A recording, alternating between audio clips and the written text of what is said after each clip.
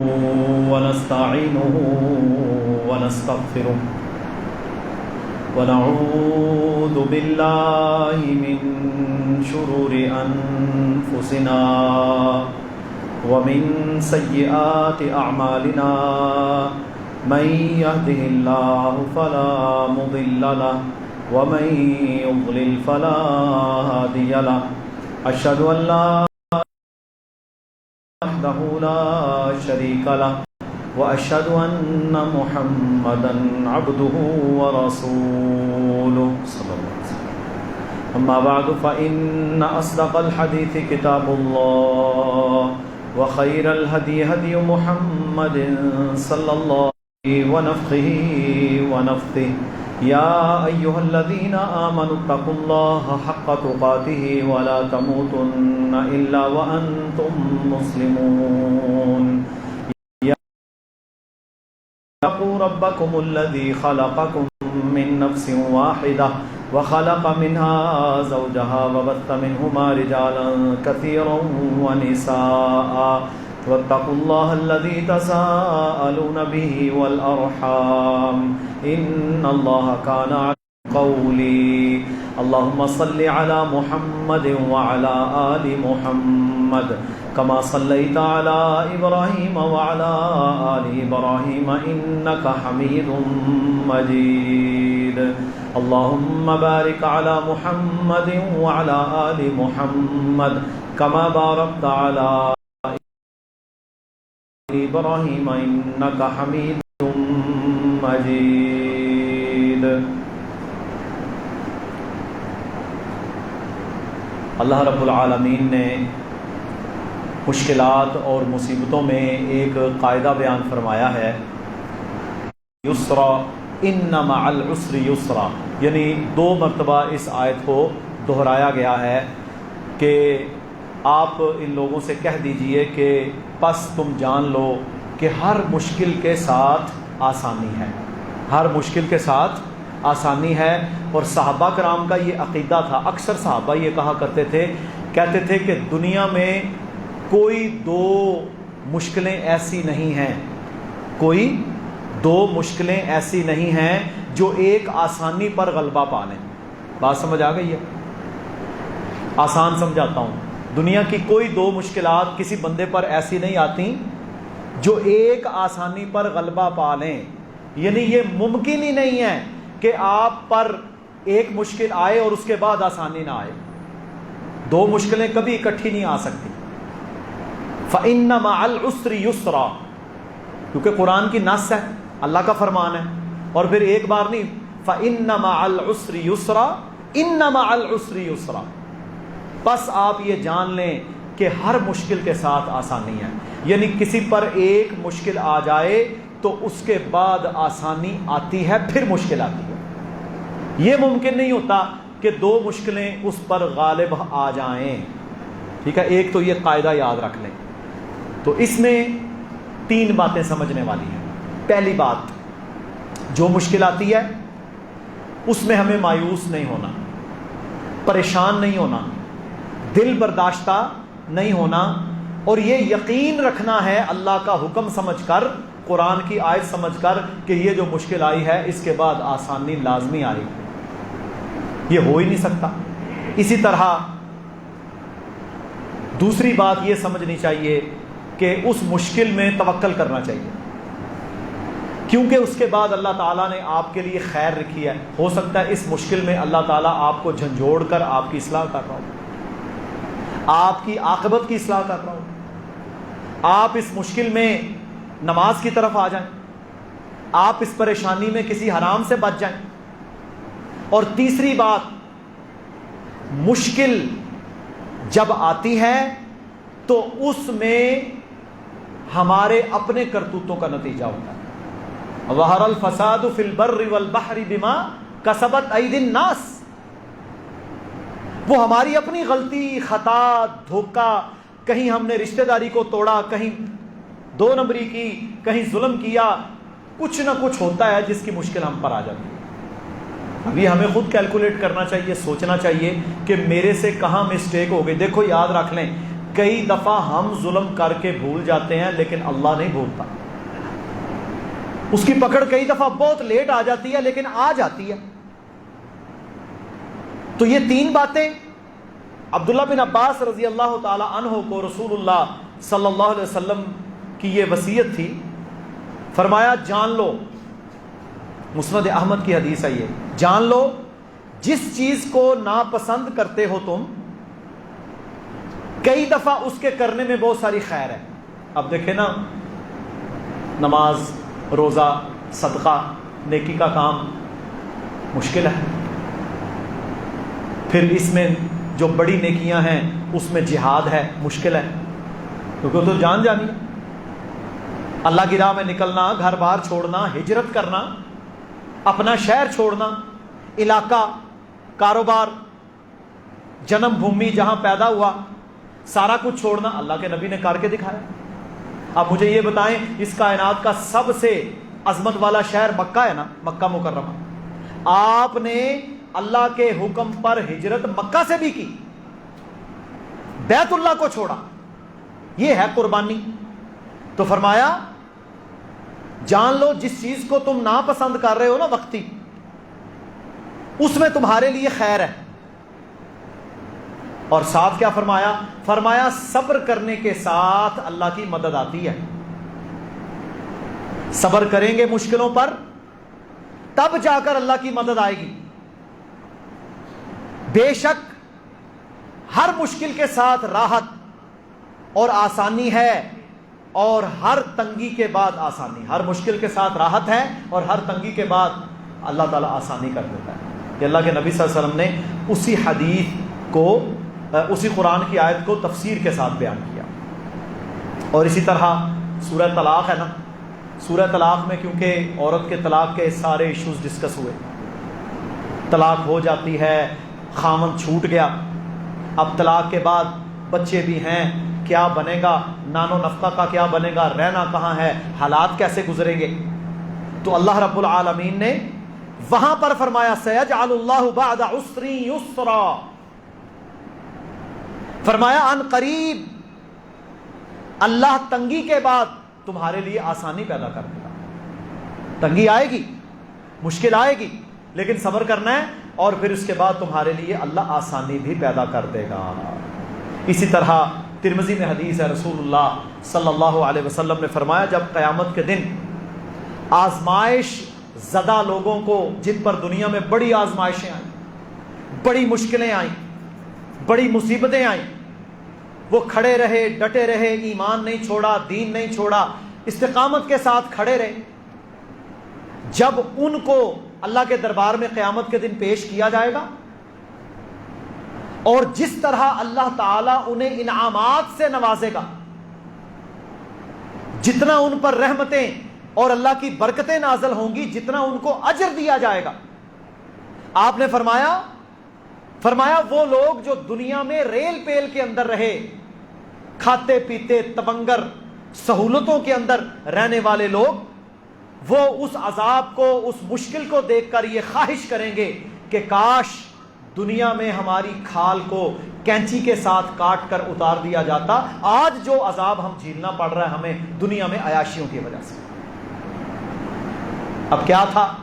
انہوں نے صبر کیا، آزمائش آئی، اس کے بعد وہ ڈی ٹریک نہیں ہوئے. اچھا، آزمائش بھی دو قسم کے لوگوں پر آتی ہے. اب دیکھ لیں، ہمارا آدھے سے زیادہ ملک رقبے کے لحاظ سے اس وقت پانی میں ہے. رقبے کے لحاظ سے آبادی تو زیادہ ہمارے اس پنجاب میں ہے نا، اس کے 1-1.5 ضلع افیکٹڈ ہوا، لیکن رقبے کے لحاظ سے آپ کا تقریباً بلوچستان 80%، اسی طرح سندھ کا سارا اندرون علاقہ، کراچی، حیدرآباد، چند شہر چھوڑ کر، حتیٰ کہ سندھ کا تیسرا بڑا شہر سکھر، وہ بھی ڈوبا پڑا ہے، اور پانی ابھی تک بھی جان نہیں چھوڑ رہا. اب اس میں دو شکلیں، مصیبت آئی، آزمائش بنی، اس کے بعد لوگ پلٹ آئیں، رجوع کر لیں.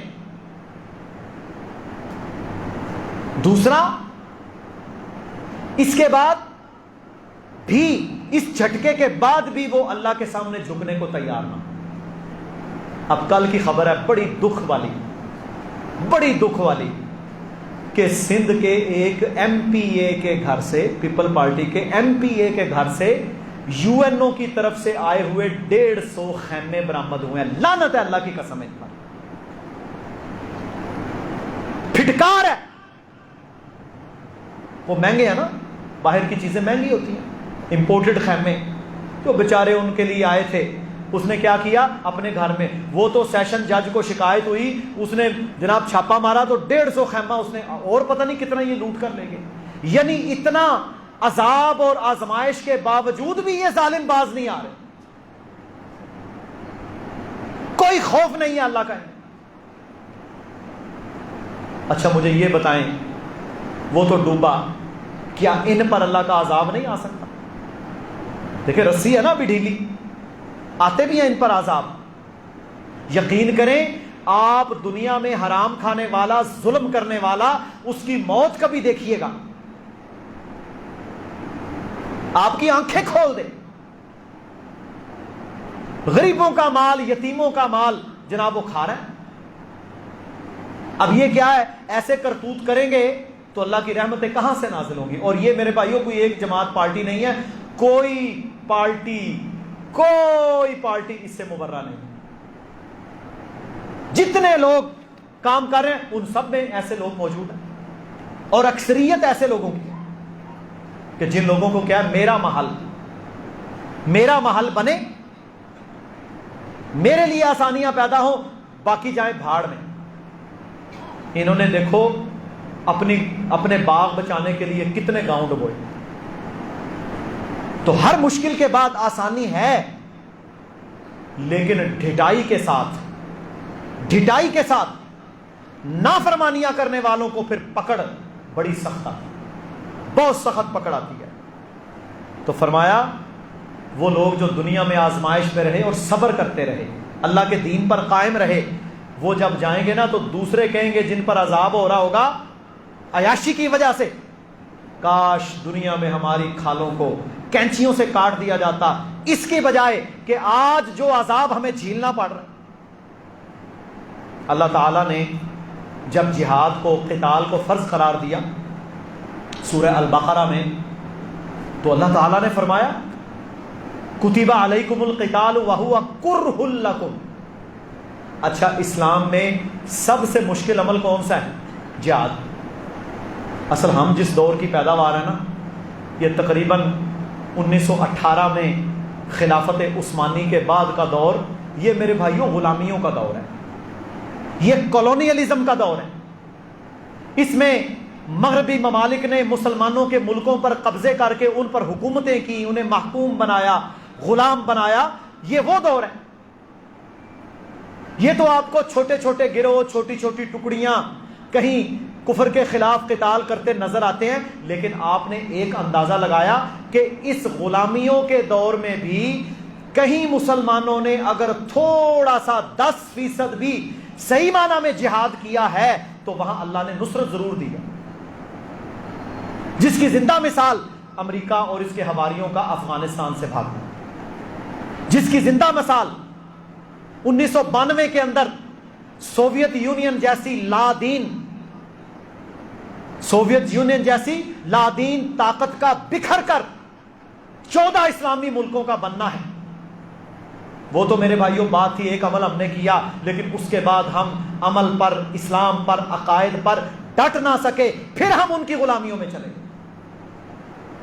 دیکھیں ان کے تو وار ہے نا، انہوں نے میدانوں میں آپ کو آزمایا، رشیا، سوویت یونین نے آزمایا، منہ کی کھائی، نیٹو اس کے اتحاد نے آزمایا، منہ کی کھائی. اب انہوں نے آپ پر معاشی جنگ مسلط کی ہے. اب وہ میدانوں میں نہیں لڑ رہے، آپ کے اوپر معاشی جنگ ہے. گلا دبوچو، 2-4 ہزار خاندان ہیں ان کے پاس، اسی کا بیٹا، اسی کا پوتا پڑپوتا جناب سیاست میں آئے گا، ہڈی ان کو لگی ہوئی ہے، ان سب کی پراپرٹیز، ان کے ایسٹس، ان کا نظام سارا بیرون ممالک میں ہے، انہیں کوئی غرض نہیں ہے آپ سے. یہ جو 4-5 ہزار خاندان ہے، انہی کو وہ میرے بھائیوں آگے لاتے ہیں، انہی کو پروموٹ کرتے ہیں، انہی کے ذریعے سے خباستیں کرتے ہیں، شرارتیں کرتے ہیں۔ I M F international monetary fund میرے بھائیوں بل بڑھاؤ، گیس مہنگی کرو، فلاں چیز پر ٹیکس، روٹی پر ٹیکس، چاول پر ٹیکس، کوکنگ آئل پر ٹیکس، فلاں پر ٹیکس، عوام پر ٹیکس، ان کا خون نچوڑو، یہ کرے گا۔ آج تک اس آئی ایم ایف پلید نے یہ نہیں کہا کہ جناب ان کی عیاشیاں ختم کرو، ان کی گاڑیاں، ان کے قافلے، ان کے فری یونٹ، ان کی گیس، ان کے پیٹرول، ان کی عیاشیاں۔ ایک کمشنر کا، سرگودا کے کمشنر کا گھر اگر 5000 کنال کا ہوگا میرے بھائیوں، اس غریب ملک میں کیا یہ ممکن ہے؟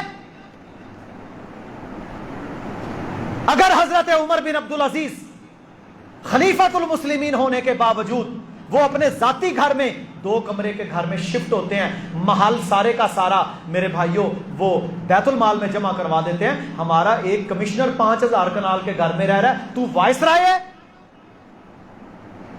تو بادشاہ لگا ہوا ہے۔ ایک سیاسی وزیر لاہور سے اسلام آباد جانے کے لیے کم از کم 1 کروڑ کا خرچہ آتا ہے، کیونکہ اس کے ساتھ 50 گاڑیاں، گاڑی بھی 5000 سی سی، جس نے 50,000 کا پٹرول کھانا ہے، آنے جانا، عیاشی الگ۔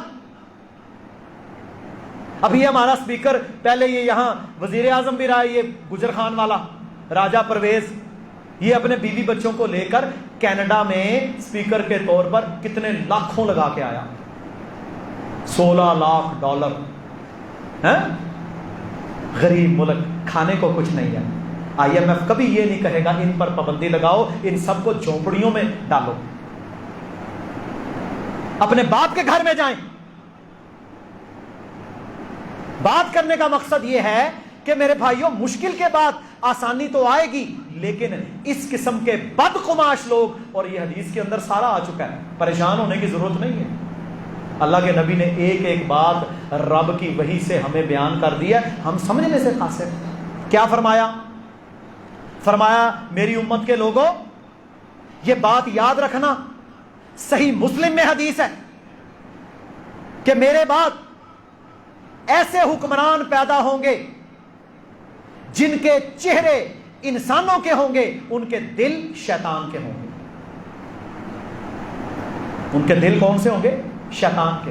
تم پر ظلم کریں گے، جبر کریں گے، تمہارا مال چھینیں گے، کوڑا ان کے ہاتھ میں ہوگا، تمہیں ماریں گے، خیانت کریں گے، ظلم و جبر کریں گے۔ یہ بات اللہ کے نبی صلی اللہ علیہ وسلم نے بیان فرمائی۔ انہیں کوئی ڈر نہیں ہے، انہیں صرف اپنے لائف سٹائل اور اپنی عیاشیوں کا پڑا ہوا ہے۔ تو بات کرنے کا مقصد ہے سندھ ڈوبا ہوا، بلوچستان ڈوبا ہوا، عوام بیچاری اپنی مدد آپ کے تحت جو کر سکتی ہے، یہ عوام کے بس کا کام نہیں ہے۔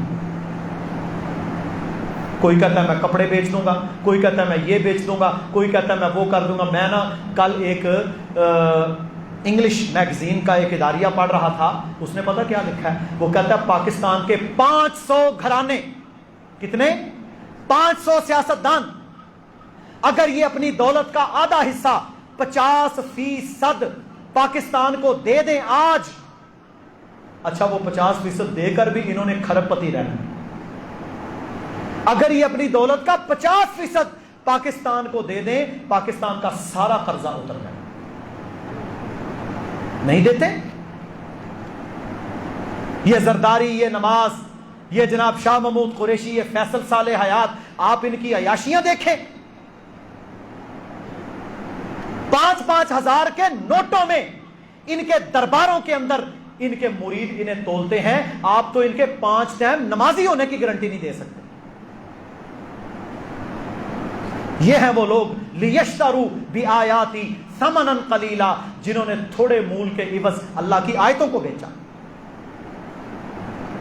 اور اپنی عیاشیاں۔ ہمیں کمی نہ آئے۔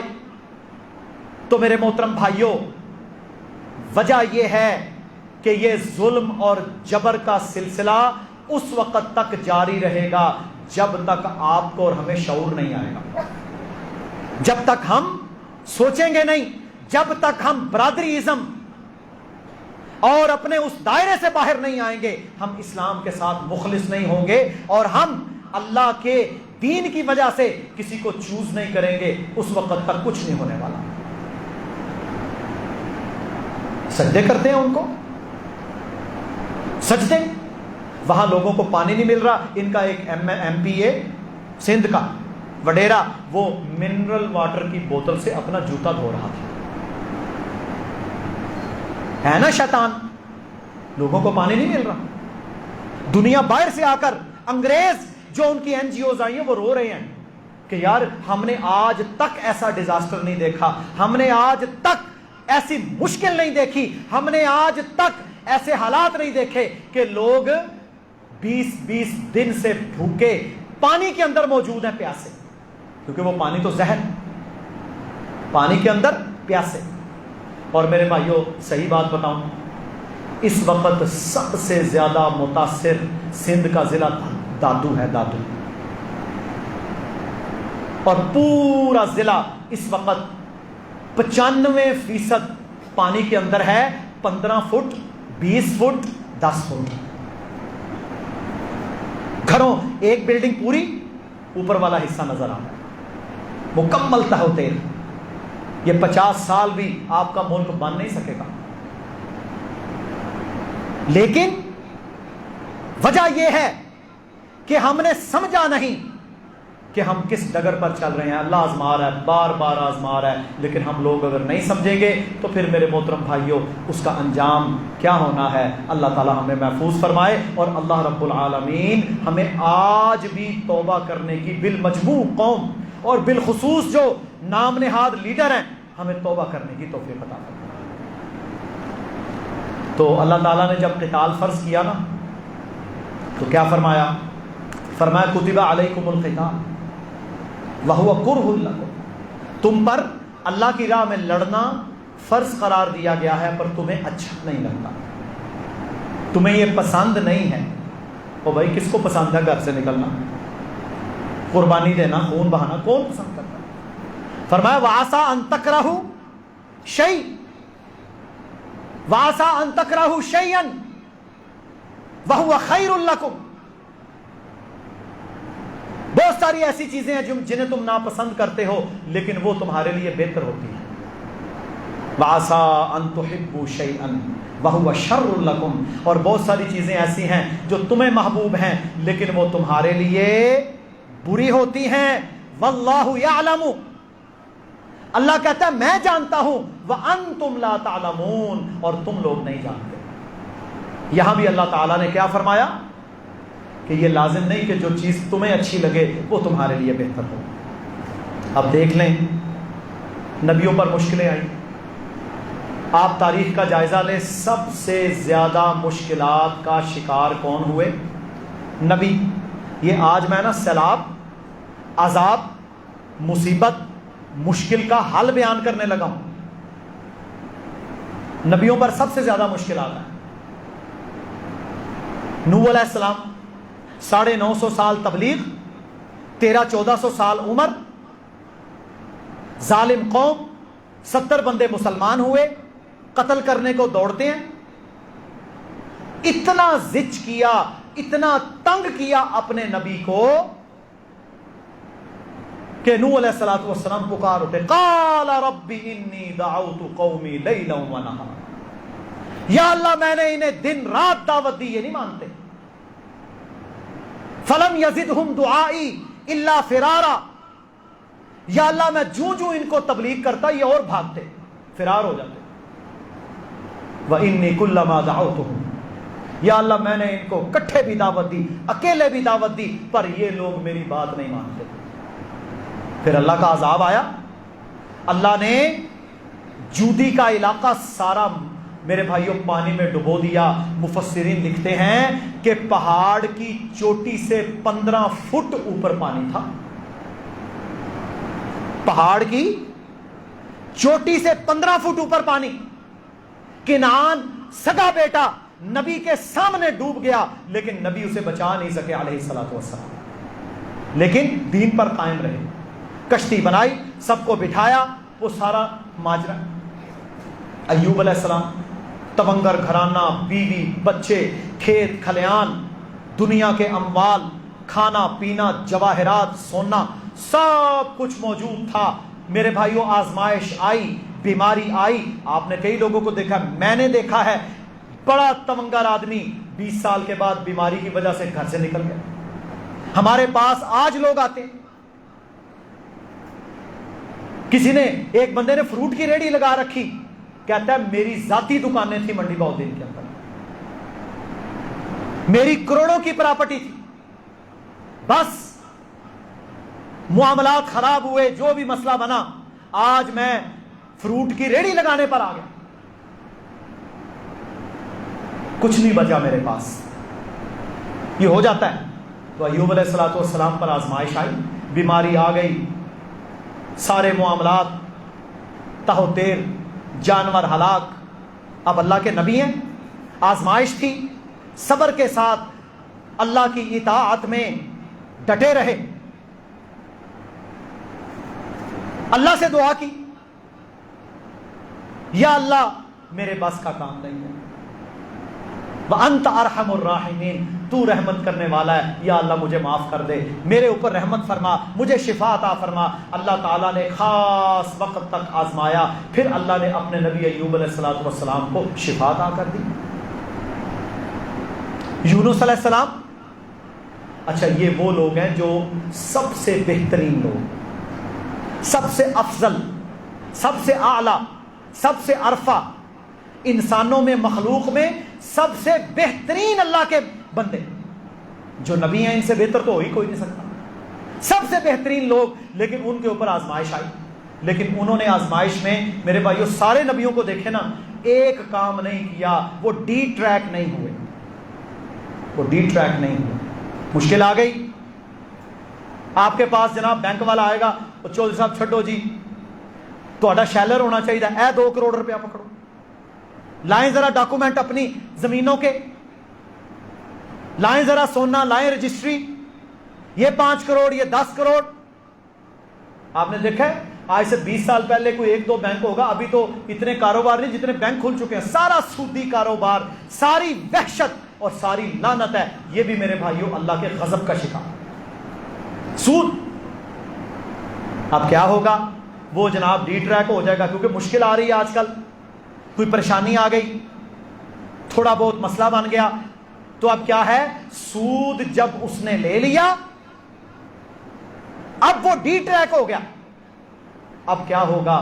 اب اس کے اوپر سے رحمت کا ہاتھ اٹھ گیا، اب لعنت ہی لعنت ہے، زوال ہی زوال ہے، اولاد خراب ہوگی، قتل آئے گا، ظلم آئے گا، کینسر آئے گا، بیماریاں آئیں گی۔ پھر پتہ کیا کہتے ہیں؟ کہتے جی کھاندے بھی بڑے ہیں، پیندے بھی بڑے ہیں، ٹیسٹ بھی سارے کلیئر ہیں، میں امریکہ سے علاج کروا کے آیا، مجھے کوئی مسئلہ نہیں ہے، سکون کوئی نہیں۔ سکون کہاں سے آیا؟ تو تو سود کھا رہا ہے، تو تو حرام کھا رہا ہے، تو بہن بیٹی کا حق کھا رہا ہے، سکون تجھے کہاں سے آیا؟ تو میرے بھائیوں نبی ڈی ٹریک نہیں ہوئے، سیدھی راہ پر رہے، انہوں نے صحیح راستہ نہیں چھوڑا، جتنی بھی مشکل آئی وہ ڈٹے رہے۔ یہ ہے اصل سبق۔ اب دیکھ لو آپ، یہ کے پی میں آیا نا، کے پی میں، وہاں ویسے بھی لوگ دین کے ساتھ رغبت رکھتے ہیں، تو وہاں پر خواتین، انہوں نے سیلاب میں اپنا برقع نہیں اتارا، سیلاب میں ہم نے دیکھا بچے سپارہ لے کے پڑھ رہے ہیں، سارا گھر اس کا پانی میں اٹا پڑا ہے، بچے نورانی قاعدہ پکڑ کے بیٹھے، ٹوپیاں سروں پہ۔ لیکن ہمارا سندھ اور پنجاب کا علاقہ شرک، کفر، بدعات، نماز کے قریب نہیں جانا، کوئی لال شباز کا مرید ہے، کوئی سیون کا مرید ہے، کوئی کسی کا مرید ہے، وہ جاؤ جا کر دیکھو ان کے جبے کبے تو پانی میں ڈوبے پڑے۔ ایک مشکل کشا تھا، ایک مشکل کشا ہے، ایک ہی مشکل کشا ہے، وہ رب العالمین، اس کے علاوہ کوئی مشکل کشا نہیں، کوئی حاجت روا بگڑی بنانے والا نہیں ہے۔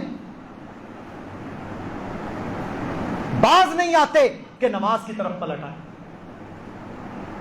اللہ کے دین کی طرف پلٹ آئے۔ الحمدللہ جن علاقوں میں ہمارے ساتھی جاتے ہیں دیکھو تعاون تو سارے ہی کر رہے ہیں نا، ہر بندہ ہی، ہر سیاسی جماعت، مذہبی جماعت، فلانی جماعت، جناب تنظیمیں، سارے لوگ، ٹھیک ہے، اچھی بات ہے، تاجران سب جا رہے ہیں، لیکن ہمارے ساتھی جہاں گئے ایک کام شروع سے سب سے پہلے کیا کہ وہاں مسجد ضرور کھڑی کی۔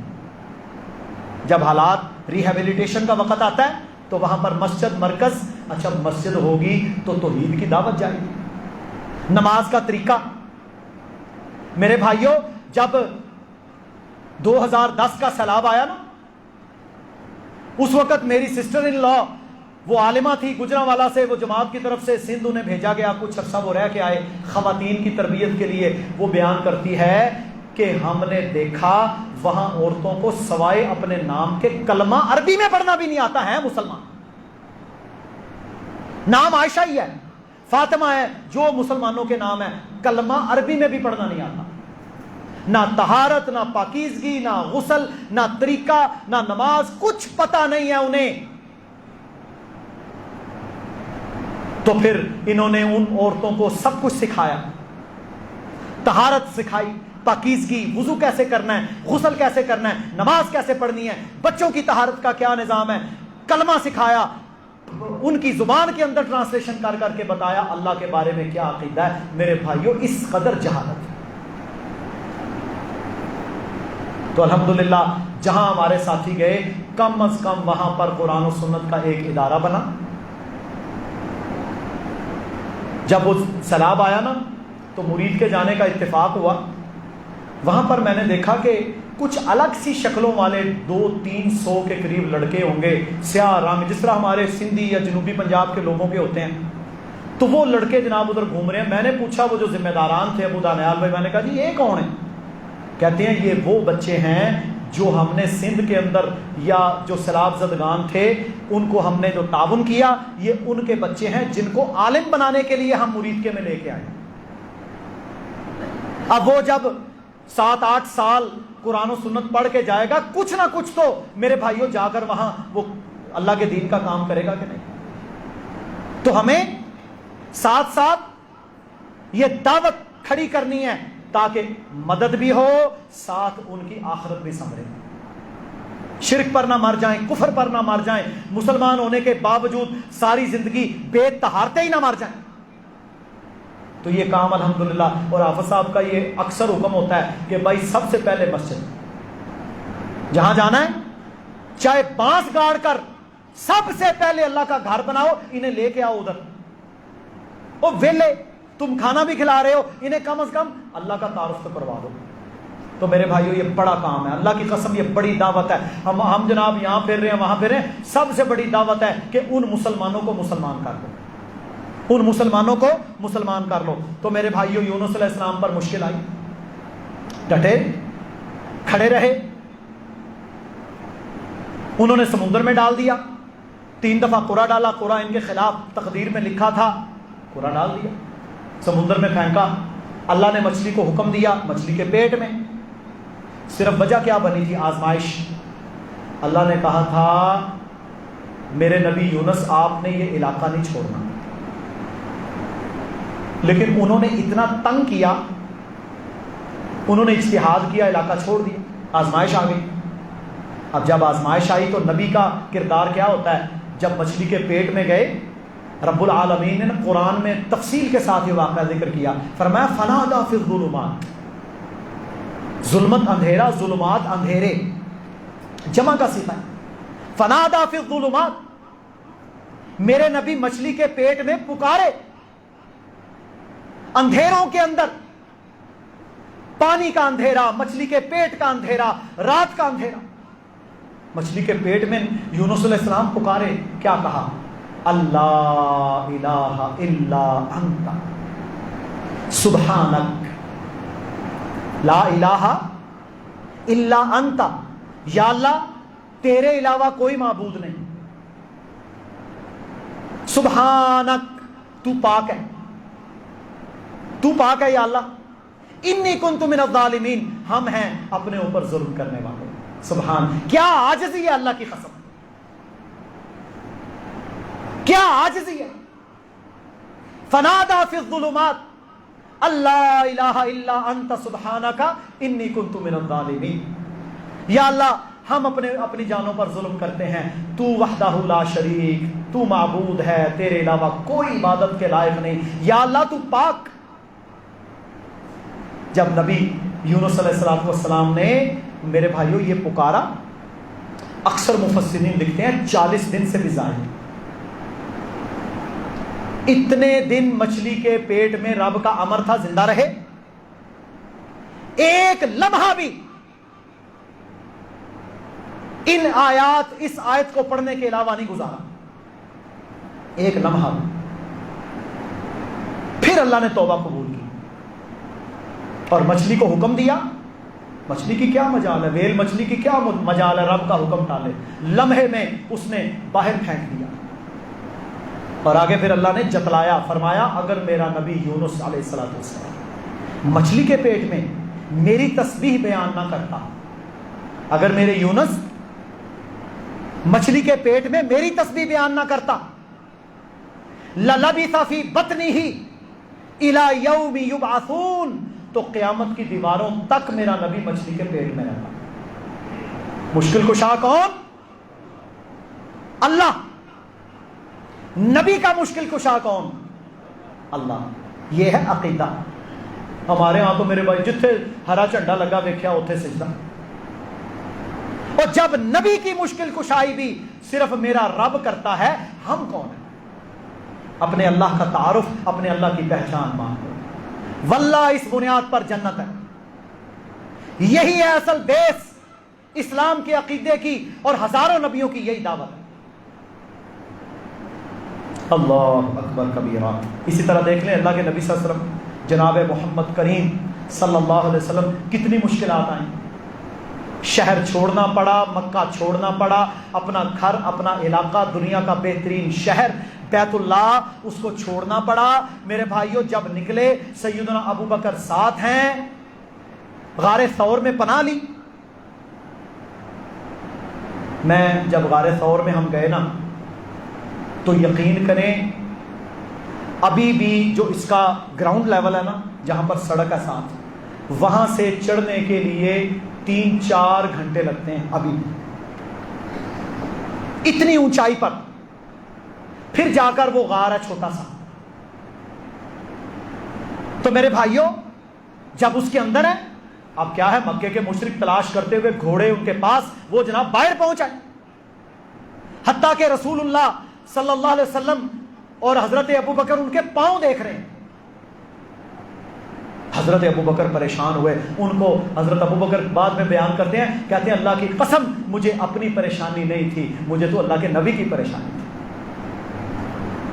کہ کوئی نقصان نہ ہو جائے، کیونکہ ان کا تو معاہدہ ہو چکا تھا، 100 بندہ ہوگا، 100 قبیلہ ہوگا، نوجوان لڑکے ہوں گے، تلوار ہاتھ میں ہوگی، اور ہم سب مل کر محمد کا قتل کریں گے صلی اللہ علیہ وسلم.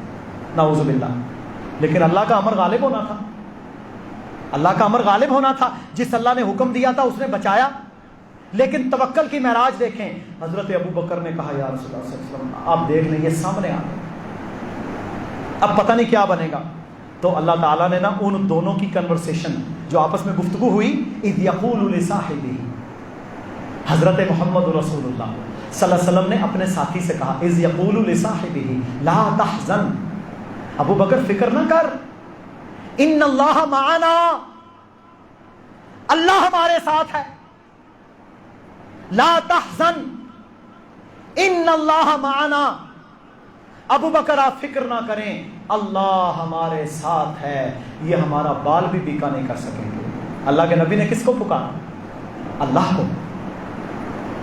اور اللہ کے نبی کا مشکل کشا بھی میرا رب ہے، اللہ کے نبی کا مشکل کشا بھی میرا رب ہے. یہ ہے اسلام کا عقیدہ. اسی طرح یعقوب علیہ السلام، بیٹا چلا گیا، بھائیوں نے اپنی طرف سے قتل کر دیا، سارا ماجرا وہ آپ نے سنا ہوا ہے. تو جب بالکل امید ختم ہو گئی نا، سورہ یوسف میں اللہ فرماتا ہے، یعقوب علیہ السلام نے اکیلے بیٹھ کے کہا انما اشکو بثی وحزنی الی اللہ، یا اللہ میرے آنسو، میری دعا، میری پکار یا اللہ صرف تیرے سامنے ہے، تو میرا بیٹا مجھ سے ملا دے. याकूब अलैहिस्सलाम ने किसको पुकारा? अल्लाह को। आज भी सैलाब मुसीबतों में हल ये है, अगर मुश्किल के बाद आसानी को ढूंढना है तो मेरे भाइयों हमें अल्लाह के साथ मुखलिस होना होगा। जब अल्लाह के साथ मुखलिस हो जाएंगे फिर अल्लाह ताला हमारे लिए आसानियां और फरावानियां कर देगा। अल्लाह रब्बुल आलमीन कहने वाले और सुनने वालों को अमल की तौफीक अता फरमाए। व आखिरु दावाना अनिल हम्दुलिल्लाहि रब्बिल आलमीन।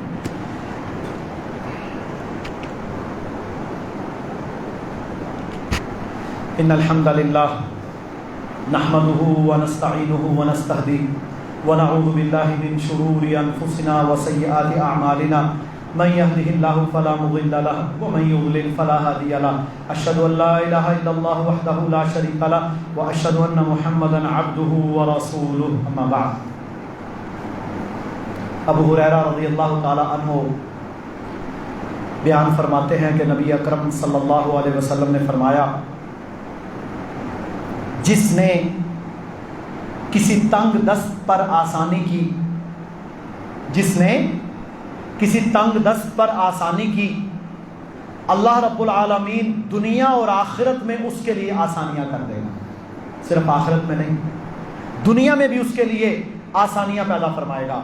और इसी तरह सही मुस्लिम में दूसरी हदीस है, फरमाया जो बंदा अपने भाई की मदद में लग गया अल्लाह उसकी मदद करता रहता है, अल्लाह उसकी मदद करता रहता है। मन यत्तक़िल्लाह यजअल लहू मखरजा, जो लोग अल्लाह का तक़वा इख्तियार करेंगे अल्लाह उनके लिए रास्ते निकालेगा।